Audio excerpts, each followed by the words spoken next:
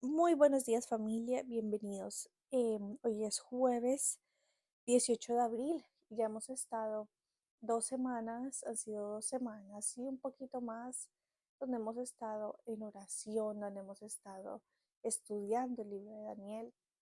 Y espero que este tiempo de ayuno, sí, haya sido un tiempo de respuestas, de sanidad, haya sido un tiempo de crecimiento espiritual, em, de fortaleza espiritual, de enraizarnos.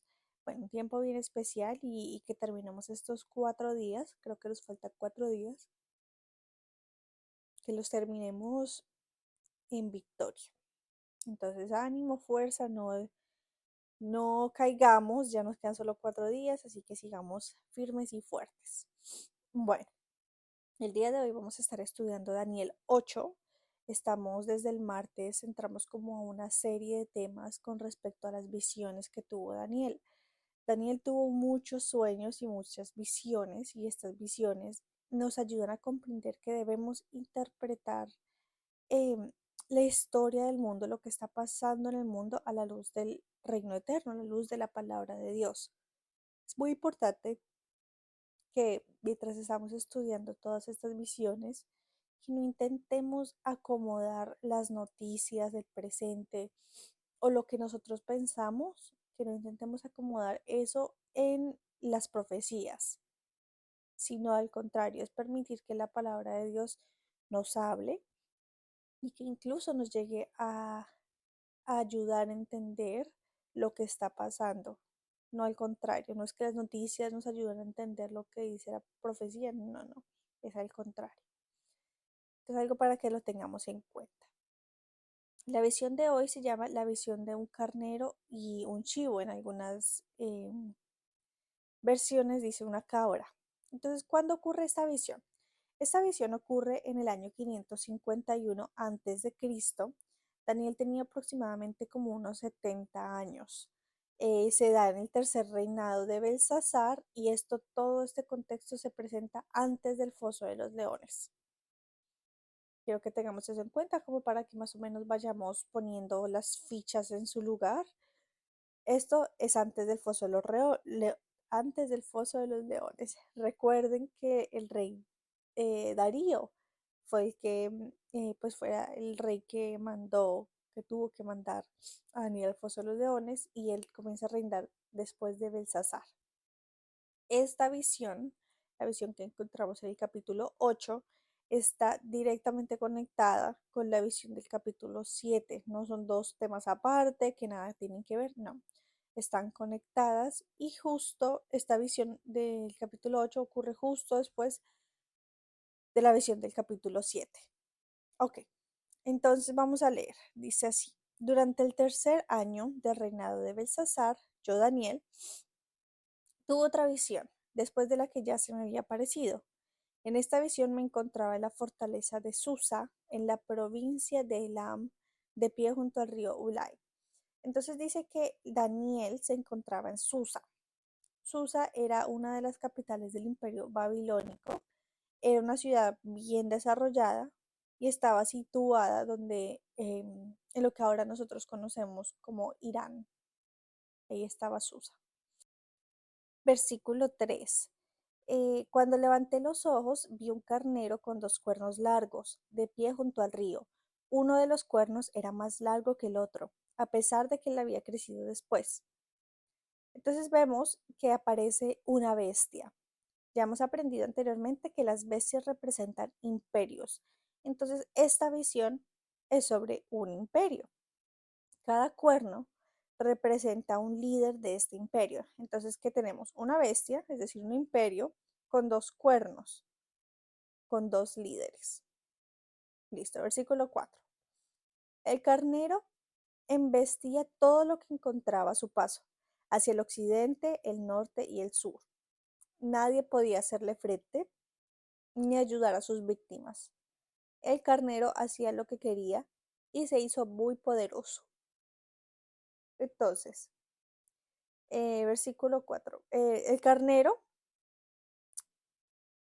investía y estaba listo para atacar. Y entonces ahí la palabra de Dios nos dice exactamente hacia dónde iba hacia el occidente, el norte y el sur.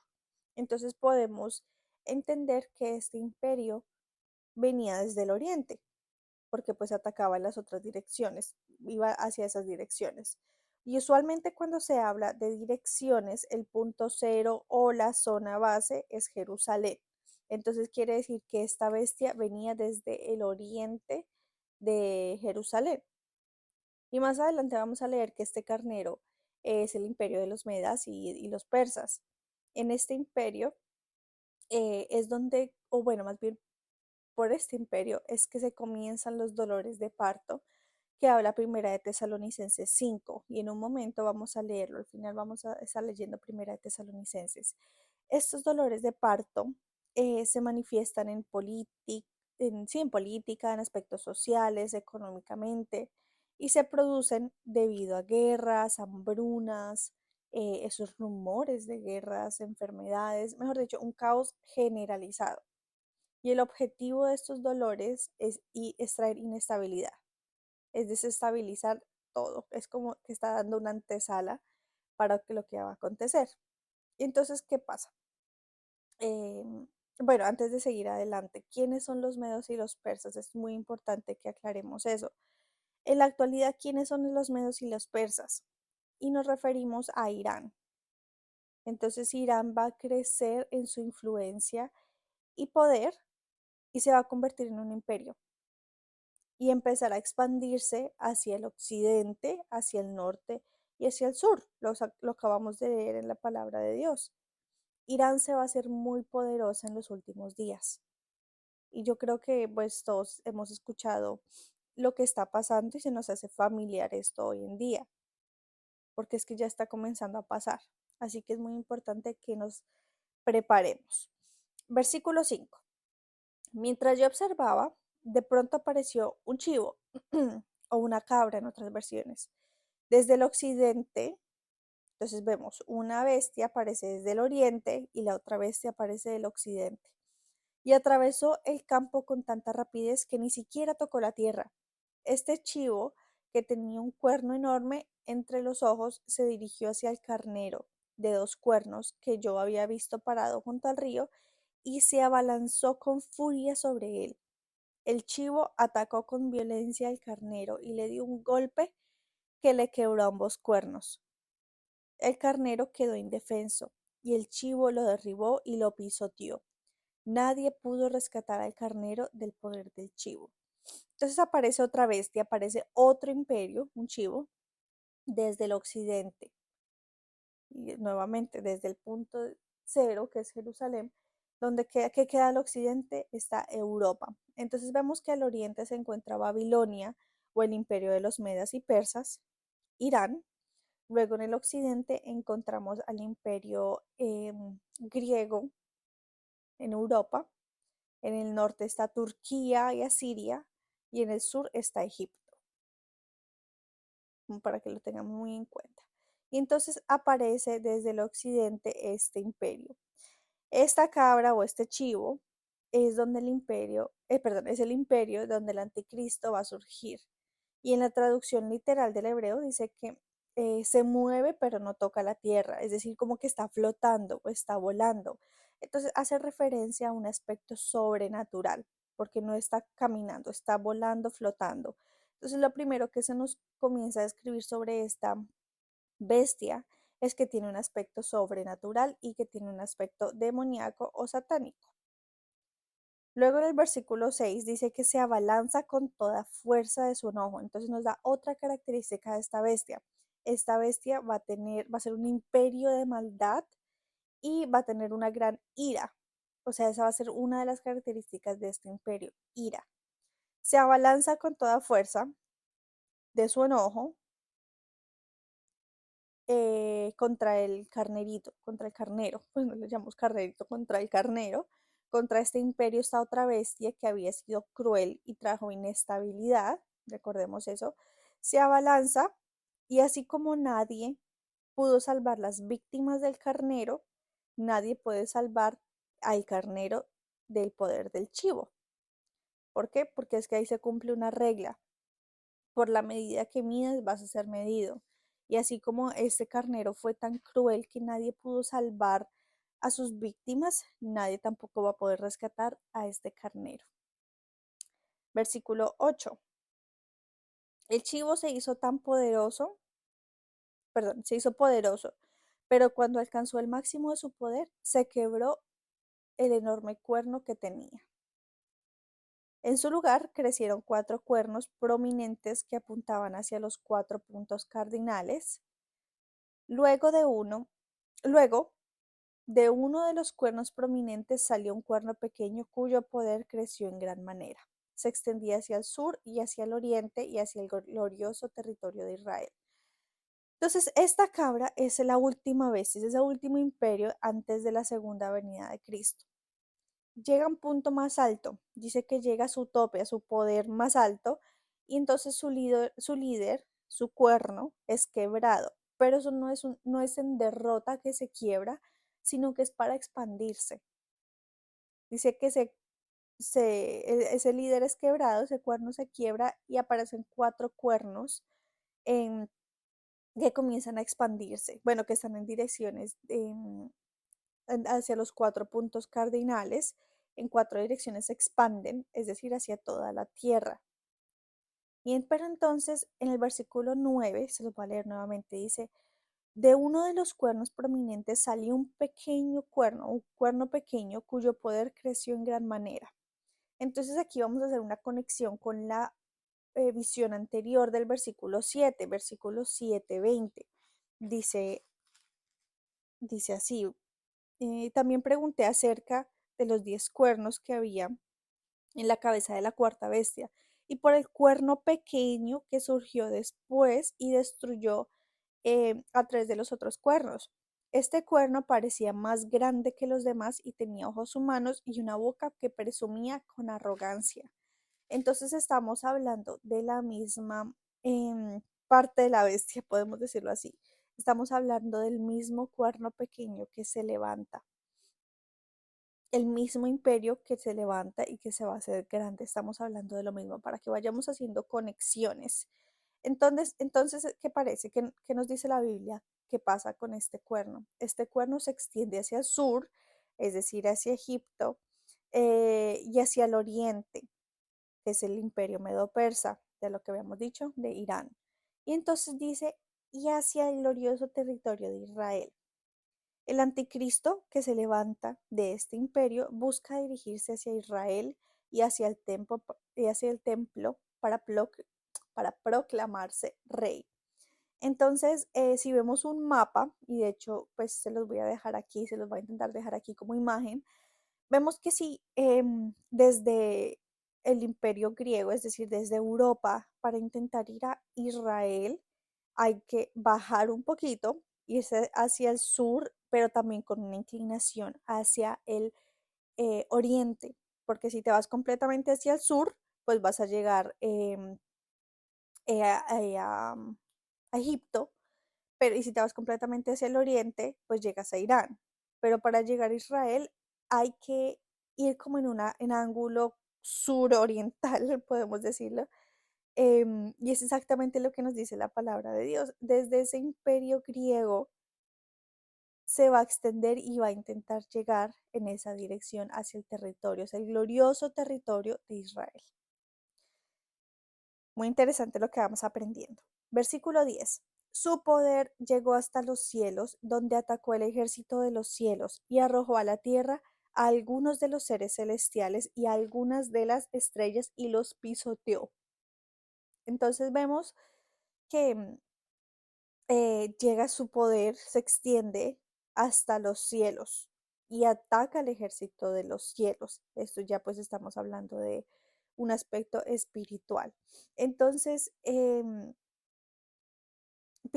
pisoteará a seres celestiales, a ángeles. ¿Con qué fin? Con el fin de que haya un cambio de la adoración divina, que no haya más un templo. Dice el versículo 11, incluso desafió al comandante del ejército de los cielos, cancelando los sacrificios diarios que le ofrecían al comandante y destruyendo su templo. No se le permitió al ejército de los cielos responder a esta rebelión. Entonces vemos cómo ataca ese templo, porque es que el objetivo es que no haya más un templo para Dios, que no haya un santuario para Dios, que toda la adoración sea para Él, para el anticristo, estamos hablando, para el líder de este cuernito que se levanta. Entonces, pisoteará a los seres celestiales con ese fin. Y el versículo 12 nos dice claramente que va a tener éxito, cierto nivel de éxito en sus planes. Dice, no se le permitió al ejército de los cielos responder a esta rebelión. Así que se detuvieron los sacrificios diarios y la verdad fue derrocada. La verdad fue derrocada. Miren, el cuerno tuvo éxito en todo lo que hizo. Entonces va a gozar con un periodo de éxito, que Dios le permite ese periodo de éxito. Pero al final es Dios quien lo va a detener. Pero claramente la palabra de Dios aclara que va a haber un periodo donde esta bestia va a ser exitosa en todos sus planes. Y Lucas 21-24 también lo dice, el mismo Señor Jesucristo también nos habla sobre esto. Se los voy a leer aquí rapidito. Lucas 21-24 dice así, los matarán a espada. Bueno, leamos desde el 23.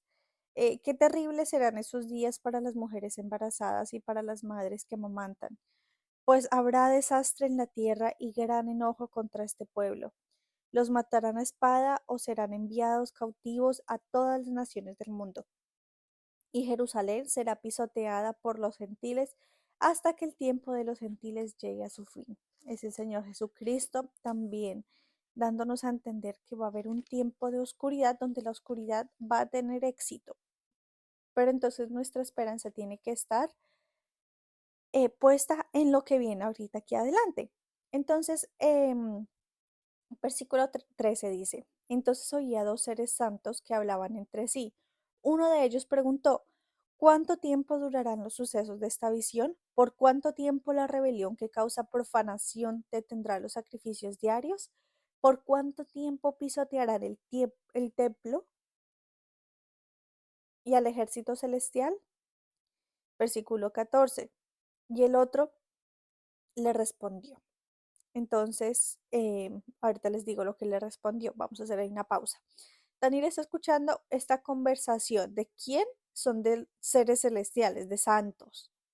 Dice, Daniel escucha esta conversación entre los santos. Oía dos seres santos que hablaban entre sí. ¿Qué le responde? Le dice, pasarán 2300 noches y mañanas. Después el templo será restaurado.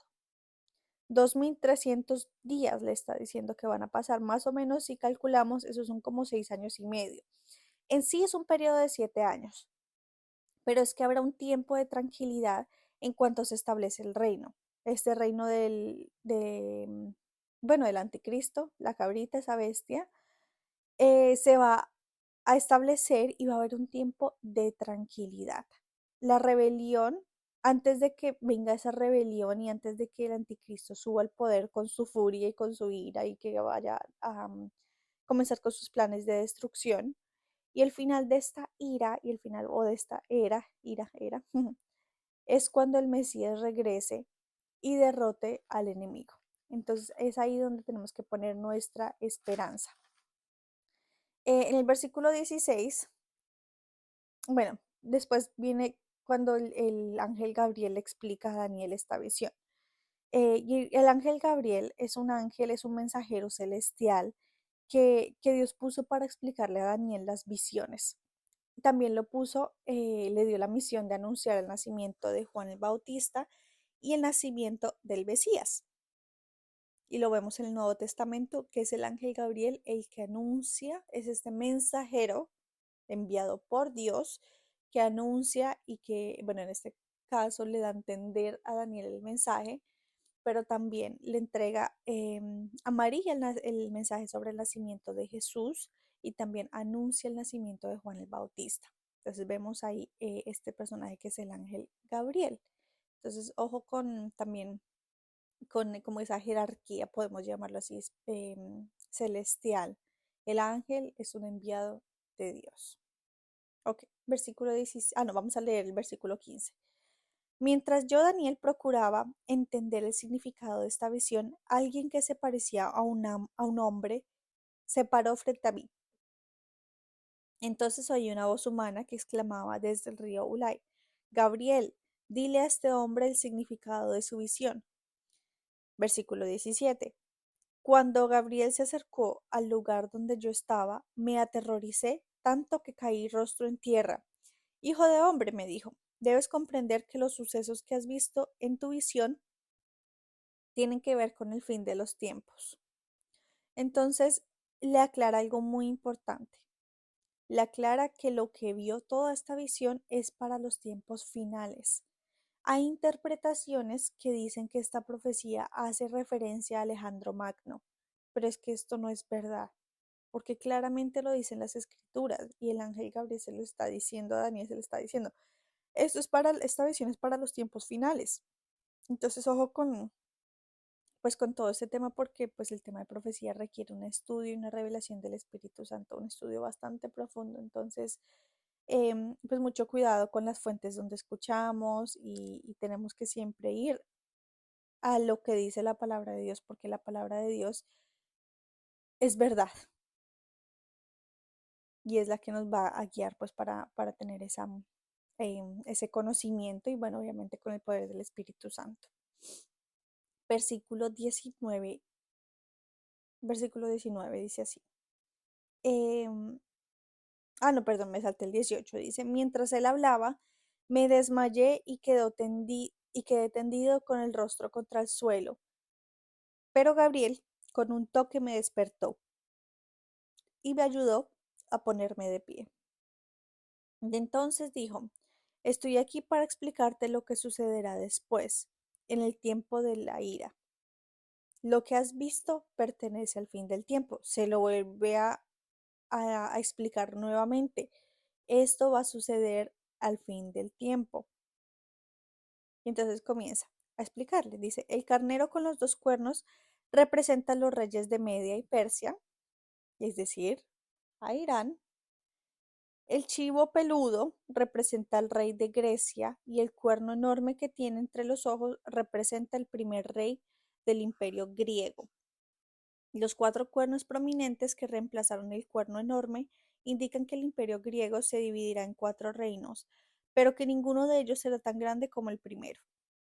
Entonces, ojo aquí con ese aspecto, no es el país de Grecia, está hablando del imperio griego.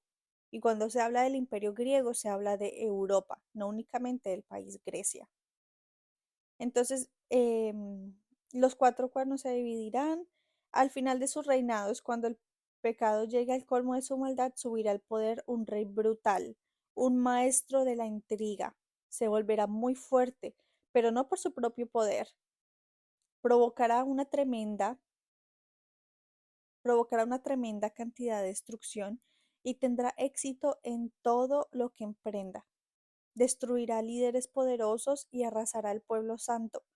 Será un maestro del engaño y se volverá arrogante. Destruirá a muchos de golpe. Voy a hacer pausa ahí en ese puntico.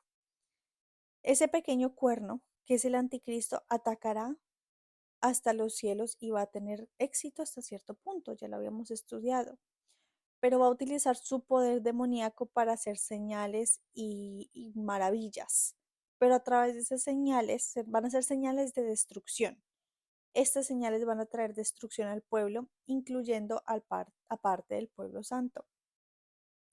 Y la verdad es el único antídoto contra el engaño que trae este líder y, el, y contra el poder del anticristo. Si no estamos conscientes de la verdad profética, va a ser mucho más fácil engañarnos. Y como cristianos a veces nos hace falta esto, profundizar más en profecía. Conocemos y somos expertos en otros temas, pero cuando trata de profecía a veces nos da como un poquito de miedo, nos da un poquito como que no, en ese tema como que no me quiero meter mucho. Pero es muy importante específicamente que nosotros que estamos viendo, estamos casi que a la puerta de los tiempos finales, que entendamos lo que viene. Entonces que nos volvamos expertos en profecía, muy importante para que no nos dejemos engañar, tenemos que estar muy conscientes y firmes en la verdad profética. Ok, entonces el reino del anticristo surge de un caos total. La razón por la que el mundo acepta este reinado, acepta este imperio, es porque el carnero, ¿se acuerdan? La primera bestia que vimos, el carnero, ese imperio islámico, va a traer desunión, va a destruir, va a traer corrupción, va a traer un caos, pero de repente viene una solución, viene un imperio más grande que lo derrota. Entonces, claro, ante los ojos del mundo, este imperio, esta bestia, pues es el salvador porque mata a ese carnero, derriba a ese carnero. Entonces, wow, como que este sí es el imperio que es. Pero todo eso es un engaño. Trae una tranquilidad, no paz, trae una tranquilidad por un periodo corto de tiempo, trae una estabilidad, pero cuando ya se establece ese reino, surge el anticristo. Y entonces vamos a terminar leyendo el versículo 25. Dice, bueno, será un maestro del engaño, se volverá arrogante, destruirá a muchos de golpe, hasta entrará en batalla con el príncipe de príncipes, pero será quebrantado, aunque no por poder humano. Entonces viene el Mesías, Jesucristo, y sin intervención humana y con toda la autoridad y poder, lo quebranta. Y aquí es donde comienza la etapa final de la redención y se termina de establecer el reino indestructible que hablábamos hace unos días. Qué bonito. Ese pedacito es el que en el que nos tenemos que enfocar. Importante conocer todos los detalles, por supuesto que sí, es muy importante saber lo que va a suceder. Pero en eso, en que va a ser quebrantado, aunque no por poder humano. Sabemos que el Mesías va a venir y lo va a derrotar, porque viene con esa autoridad y lo va a derrotar. Esa tiene que ser, cada vez que estudiemos profecía, ese tiene que ser nuestra visión de reino. ¿Ok?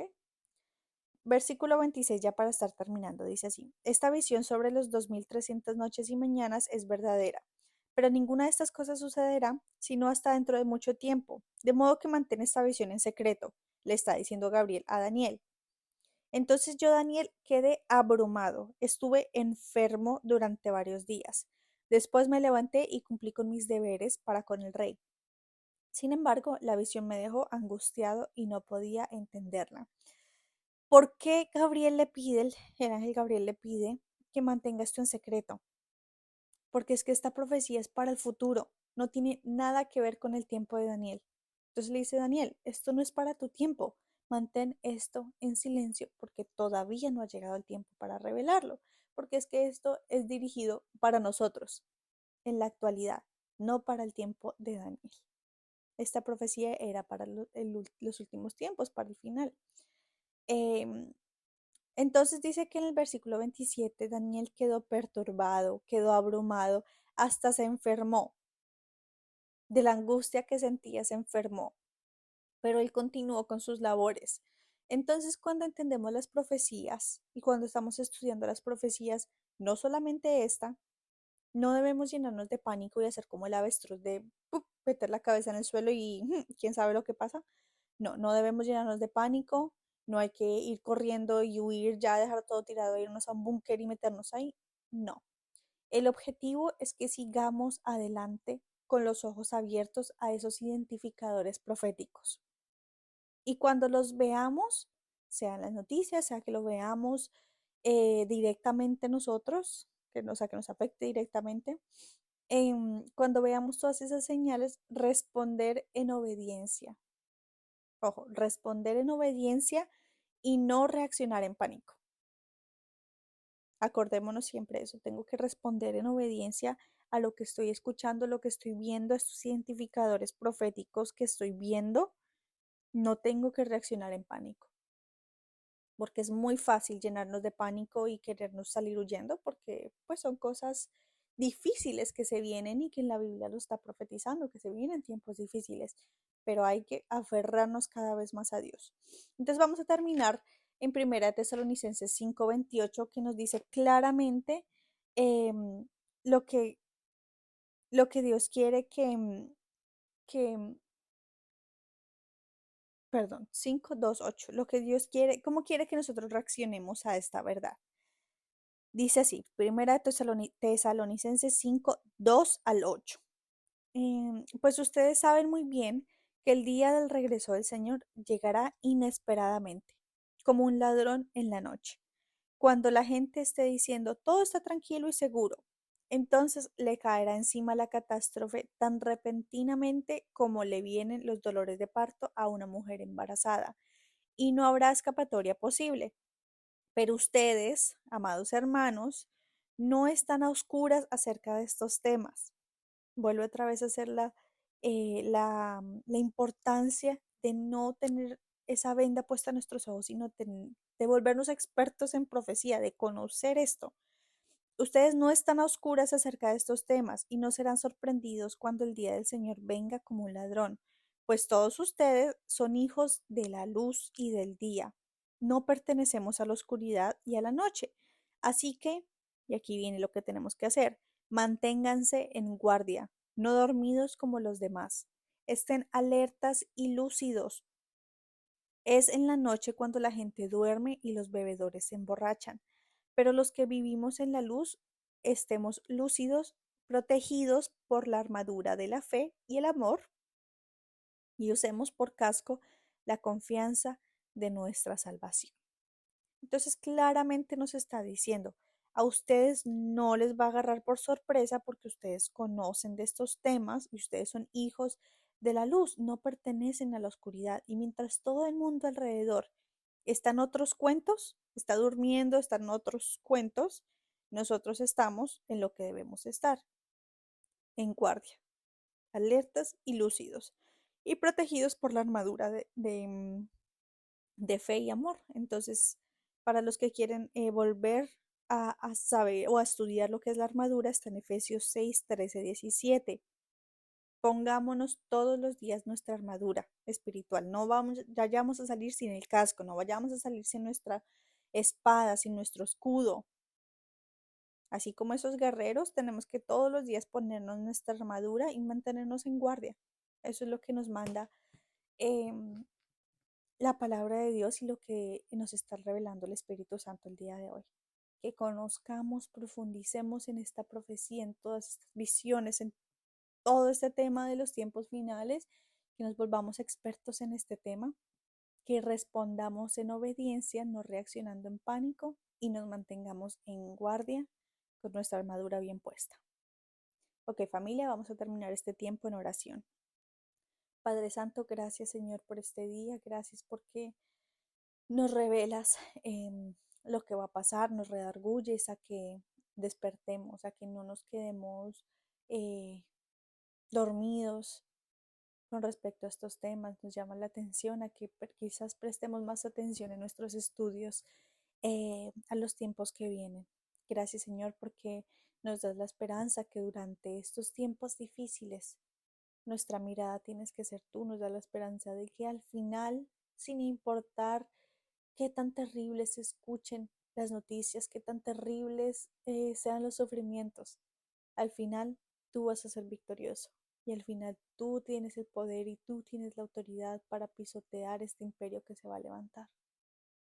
Te pedimos por favor, Señor, que tengas misericordia con tu pueblo, que en medio de todas estas dificultades que van a venir, seas tú poniendo tu mano protectora, dándonos fuerza en nuestro espíritu, fortaleciendo nuestro espíritu, nuestro carácter y nuestra fe. Gracias porque todo esto es un tiempo de preparación, Señor, y porque tú obras con poder. Y nos quedamos con esa verdad, con esa certeza de que tú nos vas a ayudar, de que tú nos das las herramientas también para pasar estos tiempos difíciles. Gracias por tu amor, por tu misericordia y anhelamos, tenemos en ese corazón y te pedimos que sea ese deseo en nuestro corazón crezca más, ese deseo de verte victorioso, que eso se convierta en un sueño en nuestras vidas, Señor. Perdónanos porque muchas veces hemos ignorado todos estos temas, porque nos da miedo, nos llenamos de pánico, respondemos de forma humana. Te pedimos por favor que nos ayudes a controlar nuestras emociones y bueno, Padre Santo, que estas palabras queden grabadas en nuestro corazón. Y gracias, Señor, por revelarnos, por enseñarnos y por con amor instruirnos, disciplinarnos y guiarnos. Nos queremos, Padre Santo, quedar en tu divina presencia, en la acción de gracias, en Cristo Jesús. Amén.